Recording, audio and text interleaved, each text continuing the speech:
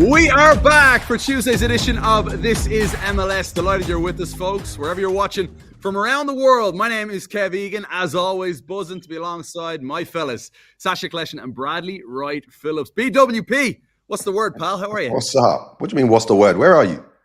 What is going on behind? Yeah. Well, look, I know you're an Atlanta United fan, Kev. We know you live in Atlanta, but to build a whole studio in your house that looks like that is a little crazy. No. This is not my home studio. It is not at all. This is the Emory Healthcare Studio. As you can see, I'm suited and booted. Today, Atlanta United unveiled its brand new Emory Healthcare Studio, a $25 million facility that's been built beyond the studio as well here at the Children's Healthcare of Atlanta training ground. Arthur Blank was here, the great owner of Atlanta United, the mayor of Marietta. It's just a phenomenal day here. And this studio, lads, for a club to have this facility is next level. They're already an incredible content team, but this is top stuff. That's class. How much they charge you to use it? Or was it mates race? Nothing. I told them I was with Bradley Wright-Phillips. I said, they don't like me, and they were like, no, they actually don't like you here. Any chance for Kevin Egan to put a suit on, and he loves it. You know, he laid it out the night before, Bradley, at the foot of his bed. With socks, his everything. Socks and boxer his shorts. I mean, guys, how much would you love this if you were playing today? Yeah, I mean, that's nice, sick. to be fair. That's plush. Hook it up, Training Kevin. You're the one with a hookup. And this is going to be a base, by the way, for one of the big nations at the World Cup next year. So Leo Messi in Argentina, or Vinny Jr. in Brazil, maybe Harry Kane in England might find themselves based here in Marietta, Georgia. Sacha took long to realize that you were doing an impression of Harry Kane. Don't do that again. It was terrible. I do the impressions around here, Kev. Okay, I do the voices too. Yeah. And it's Harry Kane, isn't it? It's terrible too. It's terrible. No, that was good. That was good. Fellas, great to be back with you. Loads to get into today. We've got a special guest joining us later on. Phil Neville, former Everton star, Manchester United, obviously Portland Timbers head coach as well. Former analyst with us on MLS Season Pass too. He jumped in for a little stint during the Leagues Cup. I remember, enjoyed working with Phil. But I want to start with a legend of the game, Sergio Busquets, announcing that he will retire from the beautiful game at the end of the season. For me, one of my favorite players of all time. We'll go to you, Sash, to kick it off on Busquets, his legacy for you as a fellow midfielder. Well, I would say first and foremost, his legacy is not totally this, but I have to mention it off the top. Rodri wins the Ballon d'Or last year as a defensive midfielder. Busquets never came close to winning a Ballon d'Or, but Rodri wins it because of Busquets and the way he played the game. I think Rodri eventually models his game after Busquets, plays the game the same way, influences the game in the same way. And I think Busquets was a trailblazer in that number 6 position. Wasn't strong, wasn't fast, but thought 10 steps ahead of everybody and was just a pleasure to watch. Also, though, was a winner, right? He won every competition he played in. And just an amazing player, so fun to watch. You watch the game and you could just enjoy seeing what he does on the field. We're going to miss him. There's some players, Kev, that, react to the tempo of the game. But then there's players like Busquets that we see every now and again that just dictate the tempo of the game. And his ability to just evade players, find and create space, passing ability, elegant on the ball. We're lucky, We're lucky to have seen a midfielder like Sergio Busquets. Great career. And congrats to him because, like I said, he was a winner too. It wasn't just pretty. He actually won some stuff. I read that real quick, Kev, that Messi and Busquets have the world record for most games played together as a pair of teammates. Yeah, I mean, they've played Messi. Imagine, obviously Messi's the best, but he also received balls between the lines from this guy like in over 600 games together or something, which is insane. Who would you say had the best connection with Messi over the course of their career? Because obviously Dani Alves is there, Busquets is there, Jordi Alba is there, Suarez is there. There's so many, right? I think our answer would be different to Messi's. It's now we're talking about Busquets. What we see on the highlight is Alba or Alves passing to Messi, and it's a final play. But Messi's not receiving that ball if it's not for Busquets most of the time. So I bet if we asked him, he'll probably say, if you had to take one player of the team, it probably wouldn't be Busquets. He probably want that guy giving him the ball.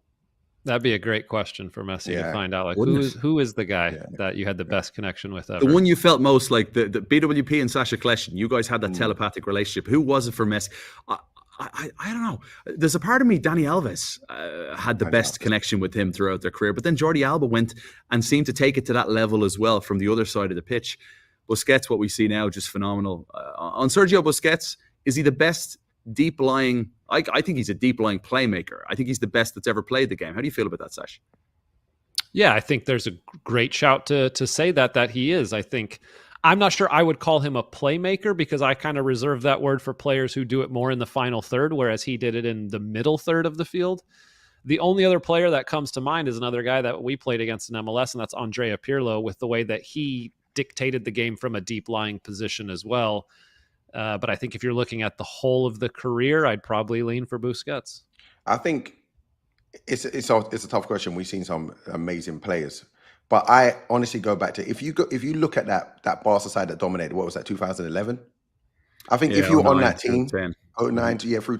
I think if you were on that team, I think you're a Busquets, you're a Xavi, you're a Messi. I think you're in the top one. In your position. How did he never even make the podium? This is a guy that never even made the podium for the Ballon d'Or. Because of the generation he's playing. Yeah, but Iniesta made it. Xavi made it. Like, those guys made it a few times. Busquets never got a look in it. There's Rodri winning a Ballon d'Or. Rodri's, for me, he's world ahead of his class, time, obviously, but Rodri's nowhere near the player that Busquets was in his prime, for me. I agree with you. He's the trailblazer, Kev, I think, and not what often. Sasha said before. Yeah, you don't recognize it when you're in it right away, the importance, but now that he's on his way out and we're like, damn. This guy. It's like what Kenny Cooper did for you, Brad, the Red Bulls. I didn't play with Kenny at Red Bulls. That's what I'm saying.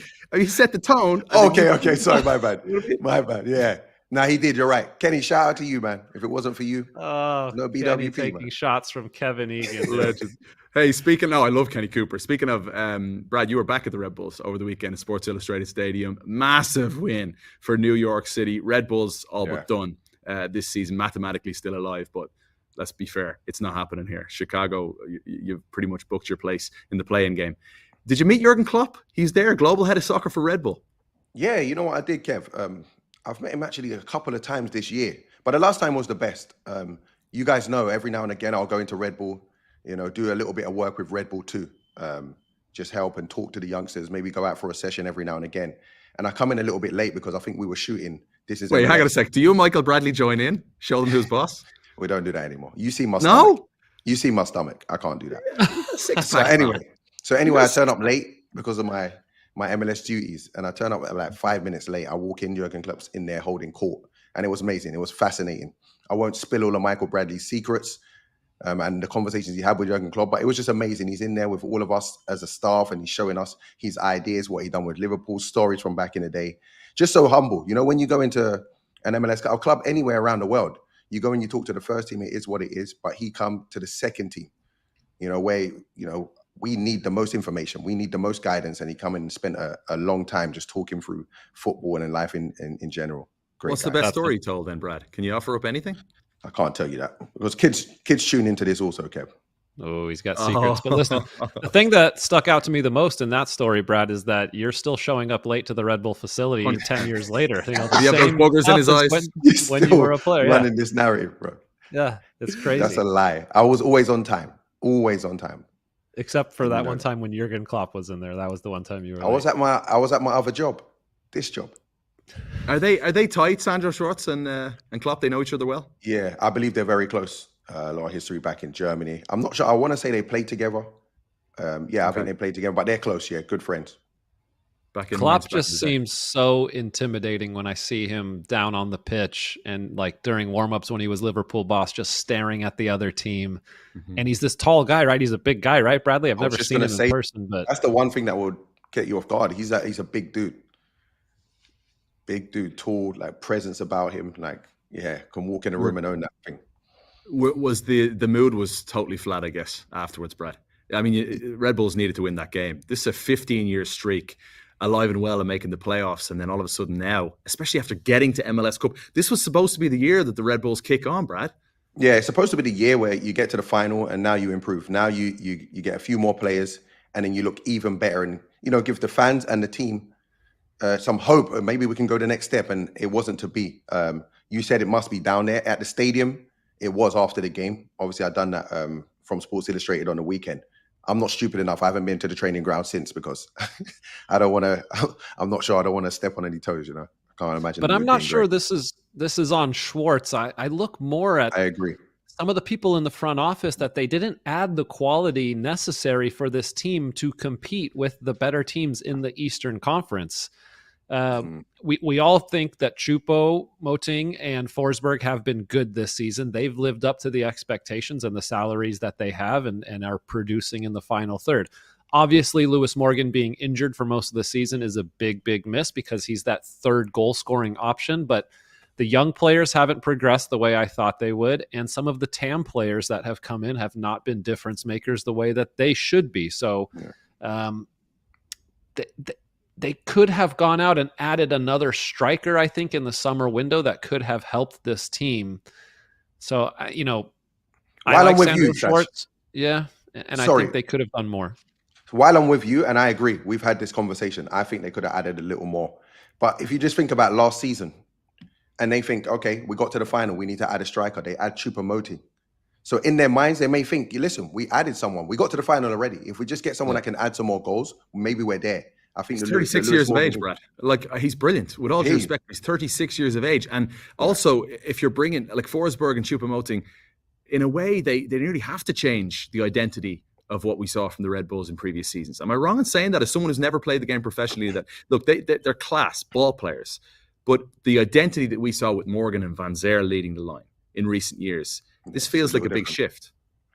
I don't think you're wrong. And I think you have a point. I think it goes back to, a conversation Dax had, and it's about the TAM players. I think the players beneath those two, Choupo-Moting, Forsberg, brilliant players, they're going to turn up most weekends. But what do you have behind that? Who else can chip in? When you look at Philly, they have more of a team full of those kind of players that chip in, week out. And I think Red Bull can maybe do with a few more of those. Yeah, speaking of Philly, let's put some respect on their name. I saw a tweet there earlier that talked about how I had mentioned they've been flying under the radar, and it was a curious thing to say about a team that have been leading the Supporters' Shield race for much of the season. But I still think they nearly have been flying under the radar, if that makes any sense at all, given that we talk so much about, Miami and. But why do we talk about the teams you're going to mention?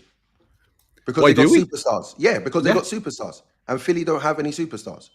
So every week they fly under the radar. They're still winning, but we just think, okay, maybe the bigger news is Miami or Messi does something amazing and that takes the headline. But if you just look at consistency and what a team is supposed to look like, that's a better team than Inter Miami. I don't care who they got on the pitch. That's a better team than Inter Miami. Well, define team for me. For someone that's never played the game like you guys. What is a team when you say that? It's getting 100% out of every player, not just in the starting lineup, in the squad, from the coaching staff, from the backroom staff. Philly, to me, look like a team. Every week they go out, it seems like they have a point to prove. They get the best out of players that we wouldn't maybe class in the top 50 in the league, but they're performing at maybe top 50 players in the league. And that's what they get consistently. That's a team. There's buy-in there. There's a togetherness. It's almost, which is crazy, the top two teams in the East, I feel, in terms of the standings right now, because if we're talking about best teams, I think Miami is still going to be up there towards the end. But Cincinnati and Philadelphia. Cincinnati is the team is the star, and then in Cincinnati, it's the stars are the stars, right? Mm-hmm. They don't play good football. They're not what we would call, quote unquote, a good team that gets 100% out of every player. They all respect their positions, the way they play, but they've got stars all over the field, and that can lead you to victories as well. But the most consistent, best team throughout the course of this season has been the Philadelphia Union.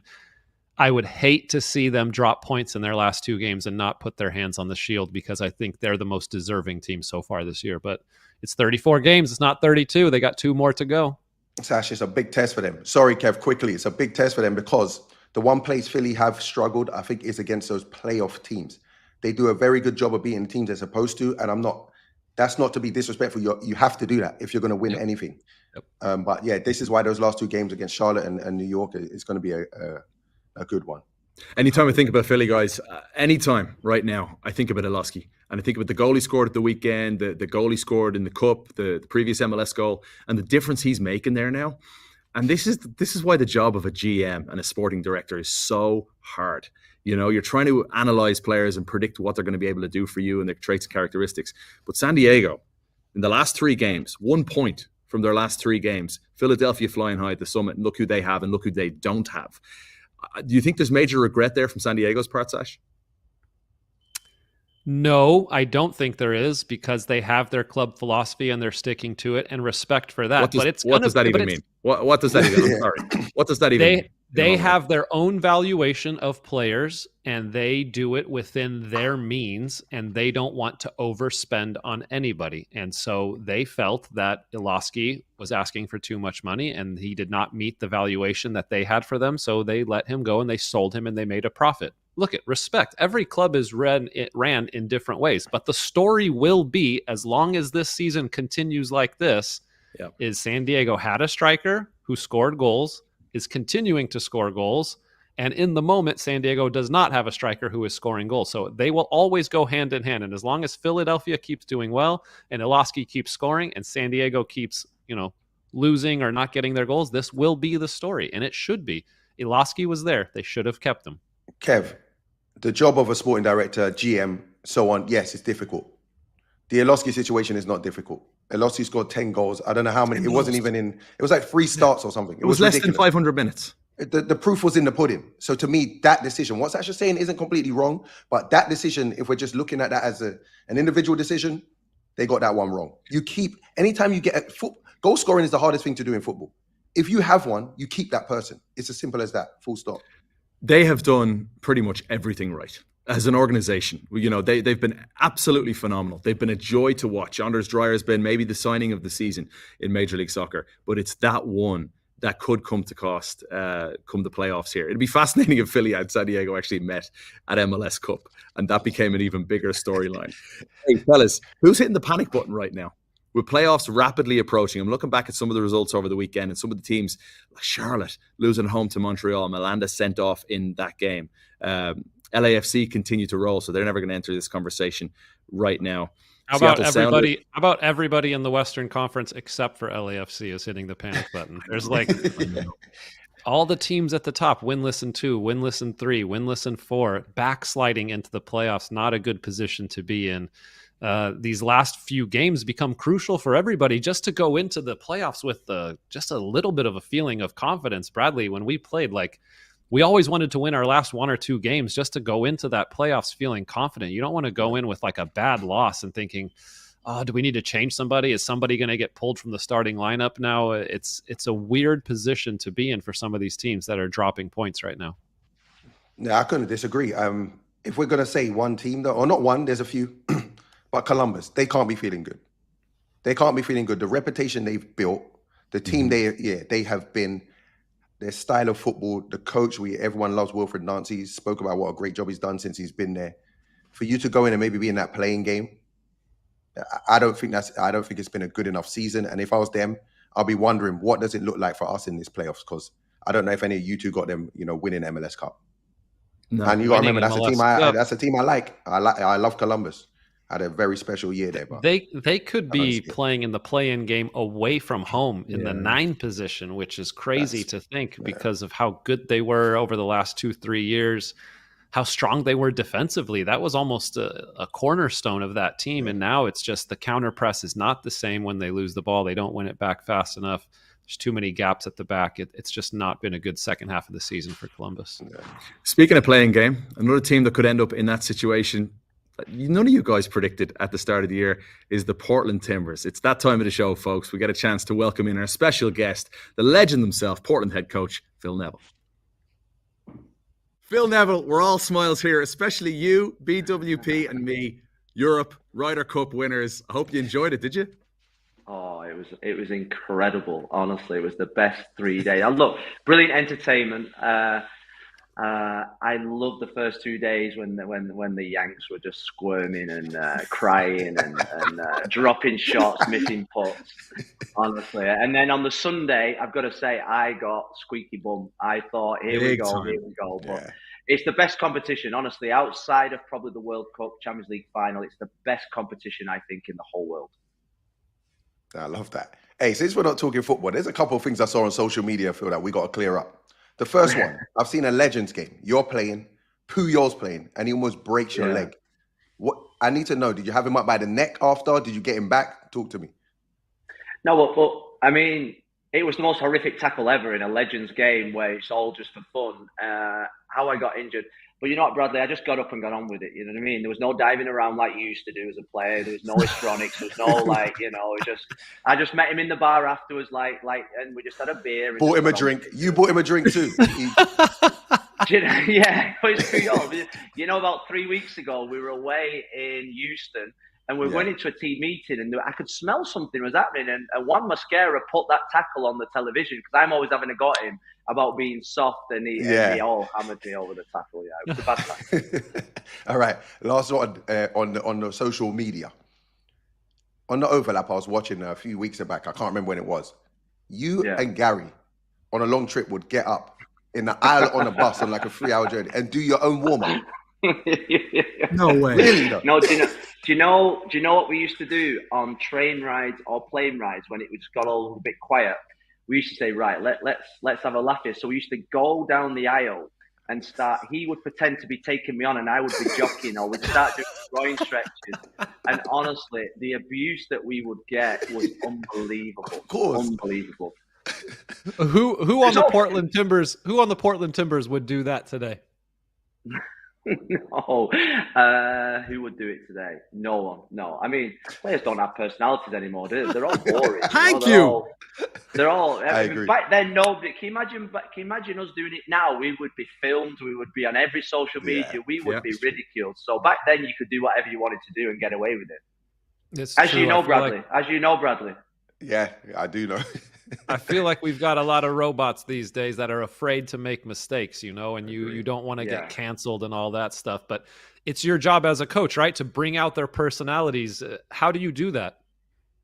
You know what? It's funny you say that because this morning, we're going into the playoffs now, and it's that time of the season where you just think, right, let's accelerate, let's rise into the playoffs. And I always think at this stage of the season, it's not tactics, it's not system, it's personality, it's character. And like we just had an hour's chat on how do you train that? How do you train personality? How do you train and develop characters? And I look back to probably when we played, and you have to take players out of their comfort zone. And yes, you have a new breed. You have a new breed of footballer that is scared probably to put their head above the parapet. Why? Because they'll get criticised, they get abused, they get filmed, and everything's microscope that we didn't have. But literally, there is still a part of my job that has to train character, has to train personality. You have to take them out of their comfort zone. You have to get their, sort of like juices flowing. And, that's a big part of, I think, modern society, I think. Phil, I completely agree, because especially in the playoffs, every team is going to be good. Every team has deserved to be there. So at the end, what separates you? It's that character, it's that personality. It's a great point. Yeah. And you know what? It's you get to this stage of the season, and we're playing Seattle at the weekend, or San Diego, or whatever we're playing. We know all about them. They know all about us. We've done probably 120 sessions on out of possession, or 120 sessions on how to build from the back.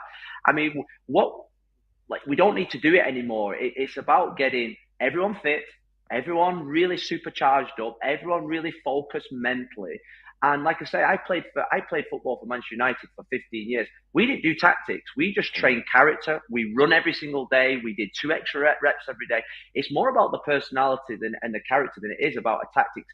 But coaches hide behind tactics nowadays and the fancy words that they use. But really, the character and personality of the player is the one that's going to get you over the line at this stage of the season. And that's the challenge I feel that we've got here. Love that so much. It's something we've been talking about an awful lot, the three of us, both on air and off air, about how you get that out of players these days. Phil, in the build-up to a massive Manchester United-Liverpool game, you've got Seattle at the weekend. How was Sir Alex Ferguson? What was he like in the build-up to those games? It was just another game. We had a saying, you play the game, not the occasion. I think that's the big thing, because I remember when I went to Everton, and Everton and Liverpool was a real big derby. And it was bigger for Everton than it was for Liverpool. Liverpool played the game, we played the occasion, and the occasions more often than not got the better of us. So I learned that very quickly, that this is just another game of football. Yes, it's a rivalry. Yes, it's for the supporters, and yes, there's a little bit extra on the game. But you really just got to keep things consistent through the week. That was the big thing with Sir Alex. Nothing changed during the week. There was no sort of like Braveheart speech, and there was no real sort of like red rag to a bull type mentality. It was just, this is just a game of football. Yes, what you got to do a little bit different? Well, you've got to maybe factor in the crowd, the noise, the intensity of the game. But that was where he was at his absolute best. You could have fooled me, because growing up, I would watch, and I know it's not a derby, Liverpool v Man U, and that looked like Alex Ferguson was saying some things to you guys in there, because the tackles flying around, the arguments, it was crazy.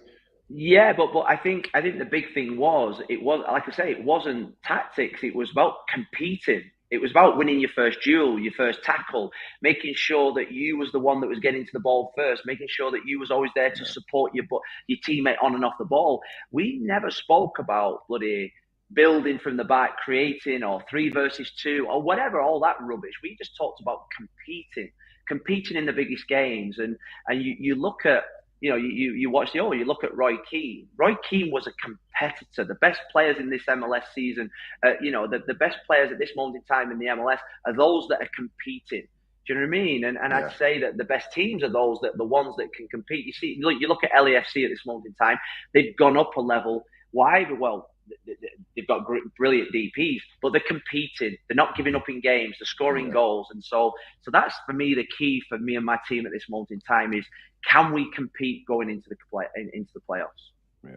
All right, Phil, since we're talking about the good old days before we wrap up with you, go back in your memory bank. I want to know, if you could relive any moment of your playing career, what would it be and why? Oh, 2 moments where I give away a penalty in the FA Cup semi-final against Arsenal. The greatest game I've ever played in. The greatest game of football in total. It had everything, but Ray Parlour was one-on-one with me. There was 3 minutes, 4 minutes to go in the end of the game. I was gassed. I couldn't move. I was cramping up, and I just collapsed on the floor. And then the next one was in the last minute of a European Championship game against Romania. I made a foul, and the bad thing about that one is the Arsenal game, we went on to win the game. This one, it meant that we got knocked out the European Cup, or the European Championships. I went home, and when I landed and I drove through the gates of my house, my gates were on fire. Some England fans had set my gates on fire. We had security. I had to actually go to New York because there was just that much. There was death threats and everything. So that was a real difficult moment where I look back and think, just stay on your feet, Phil, please. Because it cost me about $20,000 in new gates and security and stuff like that. So that was a difficult moment. Hey, Phil, we got to love you and leave you here in a second, but I just wanted to let you know that Bradley Wright-Phillips had you guys in the preseason predictions here. I'm looking at him right here. BWP had you 11th in the West. Sacha You're a snitch, Kljestan, bro. 11th in the West. Kalen Kyle had you 8th. You've outperformed all these analysts, Phil. What do you got to say to them? Could you say that again, please? I broke up on my AirPods. Could you just say that again? I just Bradley Wright-Phillips and Sacha Kljestan, 11th in the West. Kalen Kyle, 8th in the West. Do you know? I've got a post ready to go out in about 3 weeks' time when we make the playoffs. That's going to go, Apple TV, change your bloody pundits because they are useless. You know what I mean? I like my job, please, Phil. Let me Don't do it. Don't do it, Phil. We're just trying to inspire you. I'm joking. Yeah, no. Look, I think when you look at the league table at the start of every season, you think, you know, we're in 6th, 7th, this moment in time. The teams in 10th, 11th, 12th could easily be in the opposite directions. So I get it, guys. I forgive you. It's going to be a cracking run in. It really is. Phil Neville, Thanks, you're top guys. class. Thanks so much for joining us here on This Is MLS. Appreciate Thanks, you. Phil. Brilliant. Thank you. Appreciate Thanks, guys. Take care. Well done. Loved hearing from Phil Neville there. Sash, did he misinterpret your question, or does that just tell us about the mindset of Phil Neville, that if he could relive certain moments, he's going to go back and try and fix moments rather than relive the euphoric moments?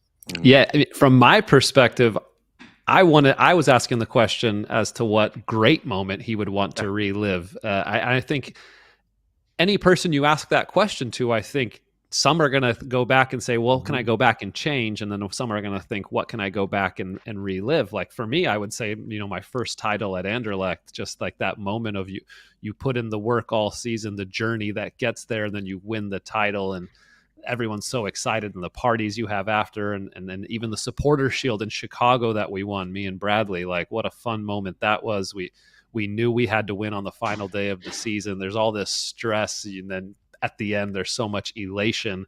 I thought it was very intriguing that he had a couple of moments that stuck out to him right away that were actually bad moments that he wished he could go back and fix. Sash, you know what's funny about that? It's because that's the life of a retired athlete. There's so many times, even me, I think about goals I missed in training or in games, like big moments. It's like, you know, you will never get that back, and you can just see he heard your question, but he just probably thought about all the things he thinks about, you know, since he's been retired. So it was interesting to hear his answer. You know when people say, oh, I have no regrets, like that's such a lie. Everybody has. I've probably said it regrets. myself. I've probably said it. Yeah. There's a bunch of them back in the little peanut. It's man. so cliche, but there are always moments that we wish that we could have taken back, you know? Yeah. You know, I'm friends with Christian Vieri. We worked together in Miami for years, and he constantly, Brad. Watch your feet, Brad. Kevin's dropping names again. Hey, he says the guy. Hang on, Bradley Wright-Phillips. Well, I've met Jurgen Klopp several times.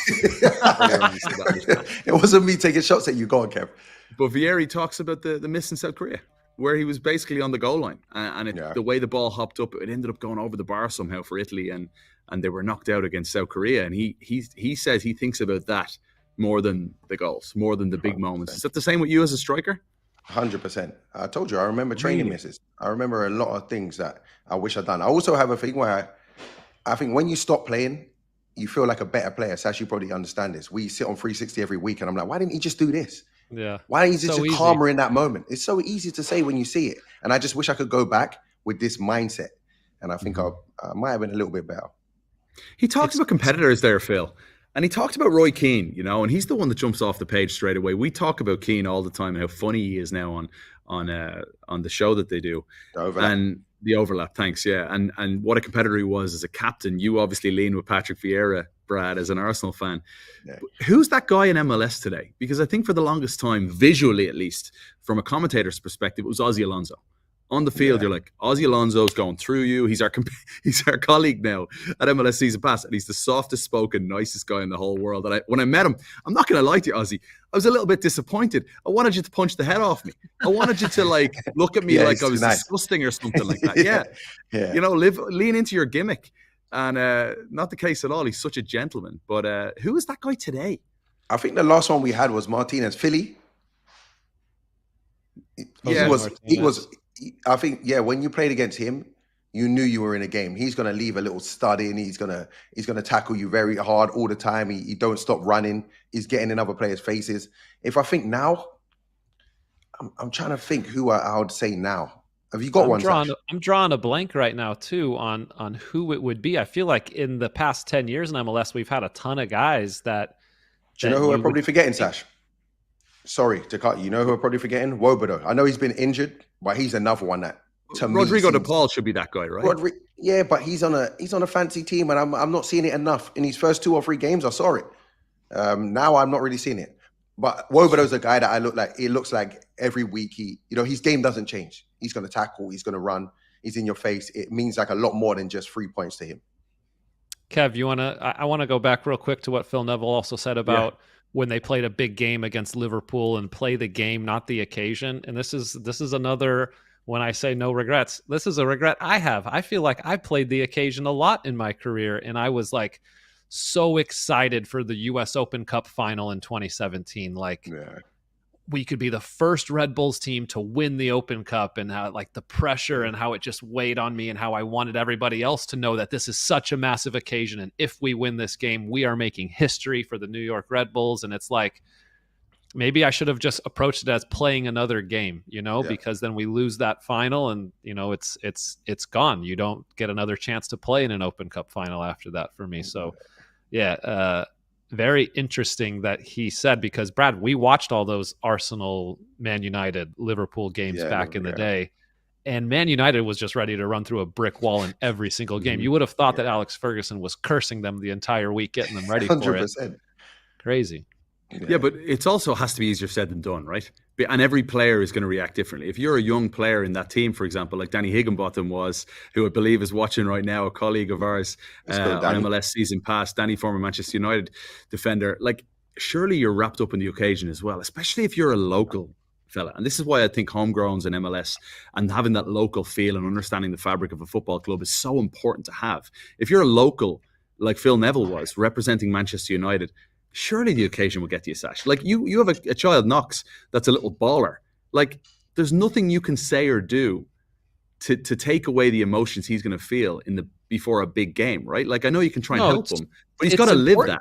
It's important to feel the emotions for sure, because this is why we play the game. If we just went out there and just played any game and there was nothing on the line, we would still enjoy the game, but you don't get those emotions like the ones that we don't have anymore because we don't get to play in front of 30,000 and have people chanting your name. You can still find joy in the game, but the pressure is what makes our game, I think, so special when you get to play it at the highest level. So no, you should feel the emotions, but I often tell younger players and my kids and anybody, watch Lionel Messi in every game. He was playing against New York City the other night. I was watching on my phone as I was about to fly home.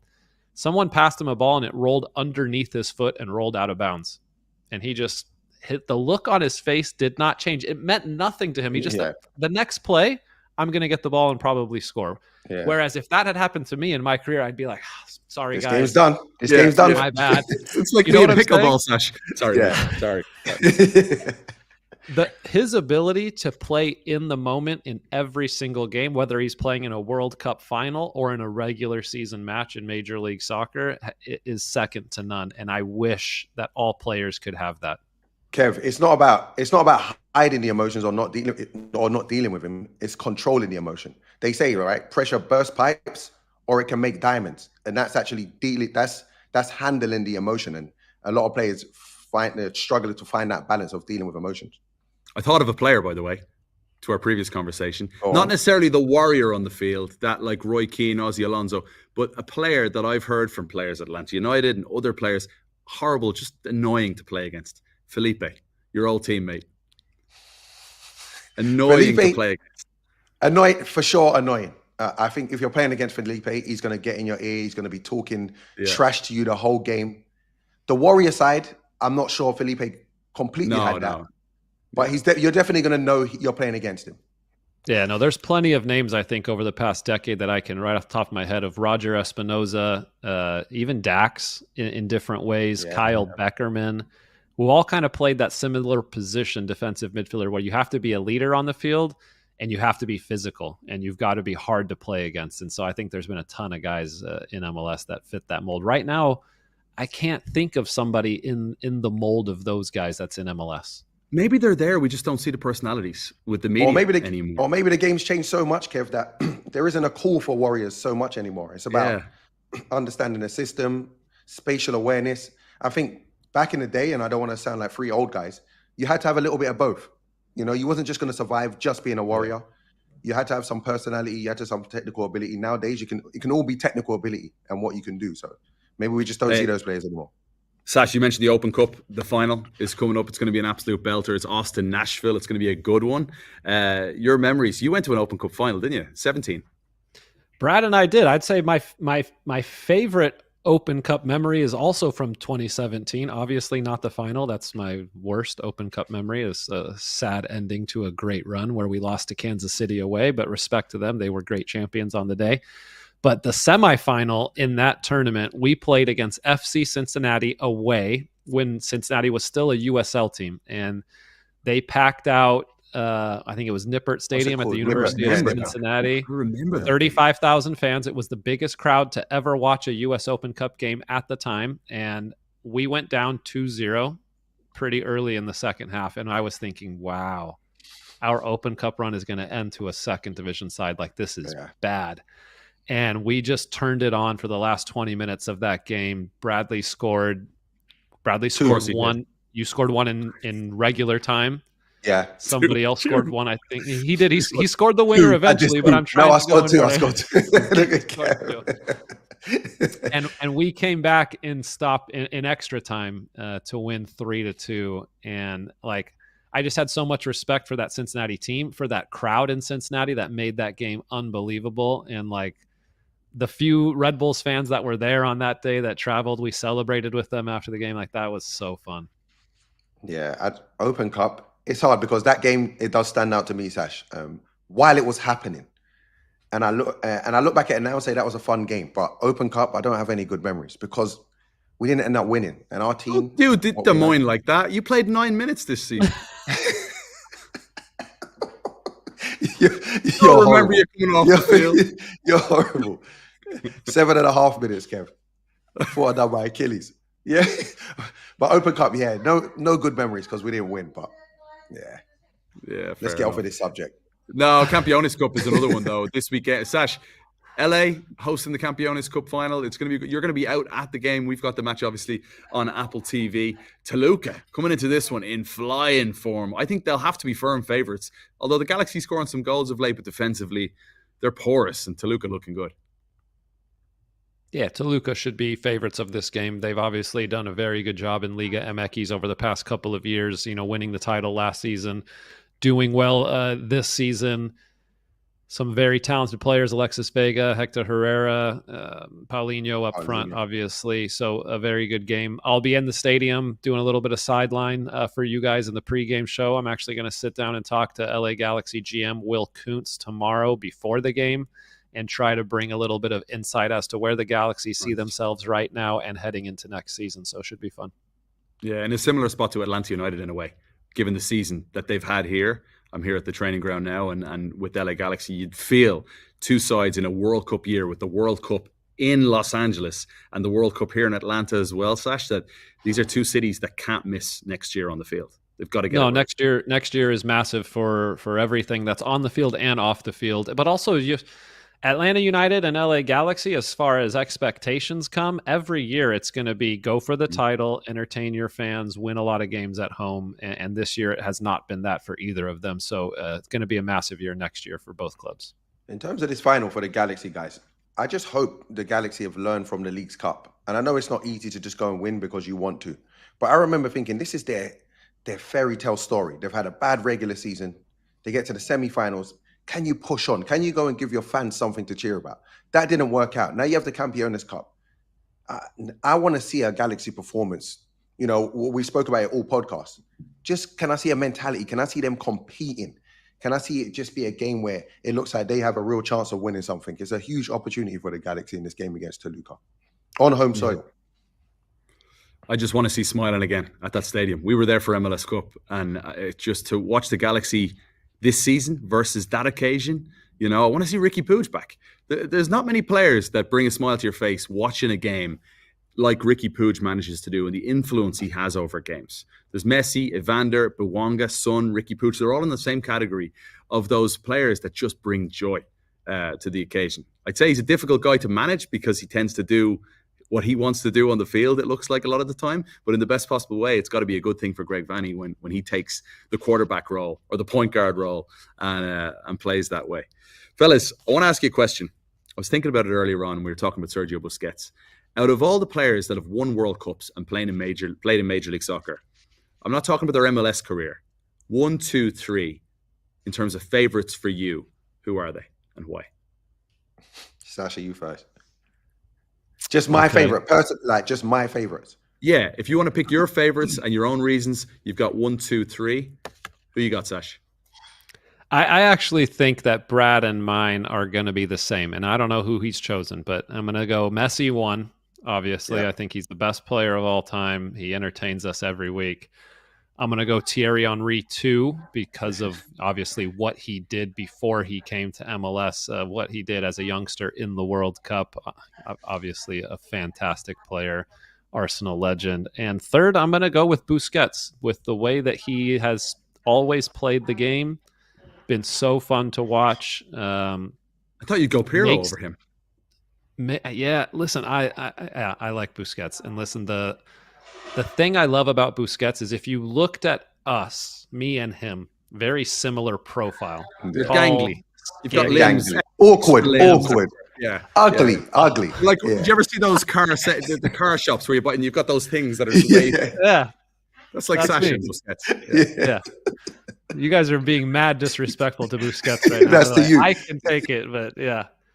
So those are my 3. I love them the most. There's a couple of other in there. I got a good story about a World Cup winner after, but I want to hear Brad's.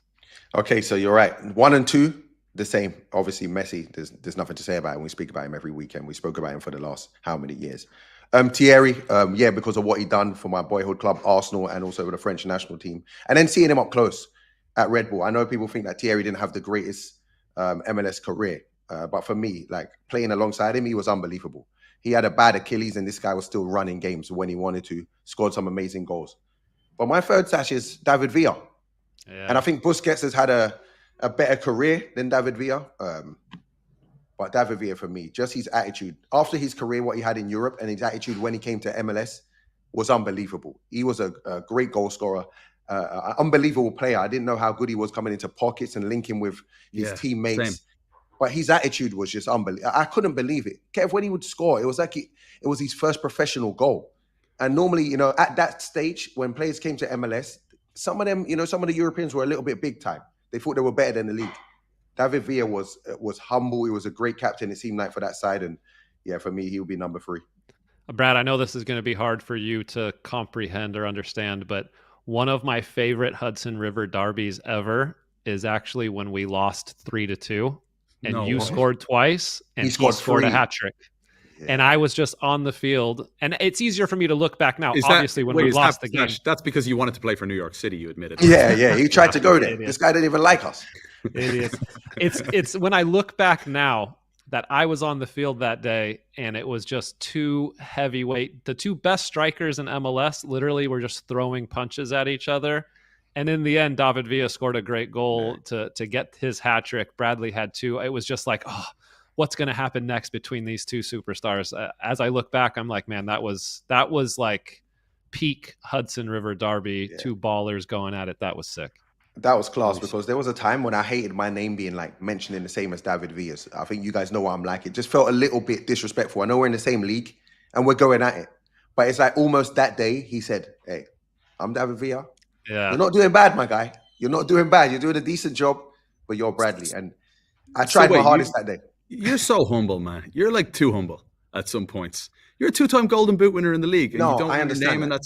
I get the career he's had. I understand too, but like, you're Bradley Wright-Phillips, you know what I mean? Oh, fair enough. Here in MLS, we're in the same playing field, so we got to compete. But it was just weird. It was just like, who's better, David Villa or Bradley? And it's just like, come on. You know what I mean? That's just me. That's just how I am, Kev. That won't change. I get it. But on the pitch on that day, I don't think he's better than me. I'm trying to compete with him. Like this is you're the total opposite. Sasha's gone around and he's like, I was the Kaká replacement in Orlando. I was also the Thierry Henry replacement in New York Red Bull. You were. They just brought me in to replace legends, and then it just and it worked out, man. It worked out. Who did you replace? Who did you replace at Chivas? That was an easy one. I came into Chivas' second year, and they were god awful the first season, so it was nothing but better after that. Love But it. hey, I want to tell my quick World Cup story about a World Cup Yeah, winner in MLS. So when I was in college, I played at Seton Hall University. Pirates, shout out. During my last season, I kind of knew I was going to enter the MLS draft the next year. And so I got the opportunity to train with the New York, New Jersey Metro Stars. Before they changed to the Red Bulls, Bob Bradley was the coach, and they had a World Cup winner on their team in Yuri Djorkaeff. And I got to train with them for just 1 week. And man, the way that this guy trained, and he was already 36, I think, was unbelievable. He was so good, and he was so kind to me, and like just, chatted with me. I would ask him questions in the training, and I was just thinking to myself, like, what am I doing right now? I'm talking to a World Cup winner, and he was just the nicest guy. So respect Yuri Djorkaeff. Had a great year in New York and was a great player. I had him on my list. You didn't ask me my three. Oh yeah, I had him on my list. I Djorkaeff, Almada, and Kleberson. Stop it. He's trolling. No, seriously, I love Djorkaeff and I love Thiago Almada. I had a chance to call loads of his games here with Atlanta United. But for me, I actually had the same three as you, Sash. Messi, Henry, and Sergio Busquets. Brad, I wanted to ask you real quick though, pal. What was your relationship like with David Villa off the field? Because I guarantee you had lots of little chats back and forth, because there seems to be great respect there. Yeah, I'd seen him at a few like marketing events. I think I'd seen him at media days. It was cool. It was nice. I was surprised. I didn't think he would. Obviously, we're rivals at the time, and the hate was real. And I know it still is like real hate, but then we didn't know what to make of each other, the two teams. It was new. So, the hate was real, but he was very kind. I spoke to him a couple of times, and he was nice, respectful. I was glad he knew who I was. So I was buzzing. I had good conversations with him off the field. It's hard to say because he played for the blue team, but he actually is one of my favorite ever MLS players, for sure. What are you smiling at, Sash? He was just unbelievable. Do you remember the goal he scored in Philly where it's bouncing and he almost hits a volley from the half line? I had just jumped off a plane. I just finished skydiving, and I thought I was seeing things. Yeah. I landed back down. They were giving out 25-cent chicken wings, and my brother was like, 25-cent chicken wings? Have you got blue cheese? And they're like, yeah. He's such an Egan. Have you got every sauce? He had about 50 chicken wings, and I'll never forget watching the match at Subaru Park, and David Villa did that. And I'm trying to explain to everyone. You got grease all over your fingers, and you're just looking at David. Just protecting the food. I'm with you. Chicken wings are not real food. Chicken wings are disgusting. Don't do this. No, they're not real food. Please, whoever's watching live, please lock in and put your comments in the chat. These two idiots think the chicken wings aren't real food. It's ridiculous. You gotta get dirty so you can get a little piece of chicken meat. You never mind getting dirty, Sash. Stop trying to trick the people. Yeah. Hey, real quick, guys. The World Cup coming up here in what is it now? Is it 9 months? Thereabouts. Which MLS star do you think could be a breakout at the World Cup? And we've got to obviously predict that their country will get there. Several have made it so far. Even Jordan and Uzbekistan are going to be two debutantes at the World Cup to come this summer in the US, Canada, and Mexico. Is there any name that jumps out for you, thinking that player has a chance to shine on the world stage? Sash, you go first because I can't even. Keep putting me on the spot, Brad. You're the smart one. You're the smart one of the trio. It's true. I can't think of anyone off the top of my head. Diego Luna could be one for sure. I think he can be a difference maker for the U.S. men's national team. I wouldn't be surprised. Obviously, he's got the look of a superstar that I think he could really catch on next summer if he has a few big moments for the U.S. What about Dante Sealy? If Trinidad and Tobago can make it, he's a player that I'm telling you, we're going to start to point out Dante Sealy to people with the season he's having. No, you're right. Dante Sealy is a very talented player. He's really good. Had done a great job at Montreal. But the thing is, Kev, you need to perform. You need to have the ball. And I worry that Trinidad and Tobago, if they make it to the World Cup, they're not going to have much of the ball. You know what I would say? I would say Alex Freeman. I don't know if he goes and if he starts. I just think playing against a team that doesn't know, the strengths he has, his ability to get forward, the size of him, his technical ability, I think he could surprise a few countries. We have a comment in the chat saying Finn Sermon for New Zealand. Finn Sermon. I like that shout from Finn Sermon. I've got one who may come as a surprise because we already know he's a superstar in Major League Soccer, but it's not on the world stage yet. Leading African World Cup qualifying in goals.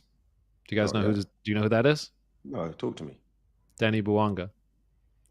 Now, if course, Gabon makes the World Cup, I mean, just imagine this guy, playing in the States, running at back lines. People will be like, wow, who is this guy? I think it would be fun to see him in the United States in a World Cup, putting on for his country, doing well. They're very close. They're at the top, close to the top of their group in World Cup qualifying. And World Cup qualifying in Africa is so hard. Like some of the games they play, and then only the top team goes on, and then the bottom team, the second place team, has to play in like a little qualifying tournament at the end. So they're very close, and I would love to see that. Did you see his comments post-game the other day about the penalty that they initially got in St. Louis, and his son wanted him to take it? Well, he tried to give the ball to Son first. Yeah. And Son gave it back. These guys have a bromance that is brewing in LA. It's so Did you see it coming? I didn't see this coming. No. I thought this was going to be an issue. I thought they were trying to sorry, I'll take that back. I thought they were trying to sell or take in like 7 figures or whatever it is, 8 figures from Liga MX for Danny Bouanga. I thought it could be a situation where you see them running into each other's spaces and, they're both like similar players. But we're idiots. If we doubted that, good players will figure out how to play together. So why we didn't see this coming, I don't know. What I do know is I love watching it because it's flawless entertainment. Do you know what, lads? I'm going to tell the folks here something from behind the scenes. I'm actually starving right now. And we started talking about Finn Sermon. And the thing is, behind the scenes at work, there's this little thin sliced pizza. And because Bradley, when he says thin, and I say tin because I'm from Dublin, Ireland. Bradley, how do you say it? Finn. F. You say Finn. So we call this pizza the Finn Sermon. So every time this poor lady has no idea what we're going on, and she goes, "What type of pizza?" And I say, "I'll have the Finn Sermon, please." She goes, "Any type of pizza?" And I'm like, "I'll have the Pep Guardiola." The Pep Guardiola Finn Sermon. And what's crazy is when we talk, we mentioned this the other night, the amount of the players that we talk about the most in our studio, obviously it's like Messi, Bouanga, Son, Evander, but then the name that Finn Sermon gets mentioned in our studio all the time. What's the other name that gets mentioned the most? Rodrigo Schlegel. For that moment he had this weekend. Schlegel, we haven't even talked about that. He's got the ref cam and he's on the ref like this. That was my favorite. We were dying laughing. We knew it was going to be a meme immediately. We knew. Yeah. As soon as we saw the ref cam, we knew. You're going to see that over social media next day. It, lads. Fellas, I love you. But we got to go. Let's get out of here. Great chat. Pleasure, guys. Yeah, absolute pleasure as always. Top stuff. And cheers to all you guys in the chat as well, especially that Finn Sherman shout and New Zealand. Yeah, I'm starving. I'm going to go for a Finn Sermon and a Pep Guardiola right now. From the Emery Healthcare Studios. I'm going to wrap it up here. Cheers, guys. Take it easy. See you later, guys. Ciao, ciao.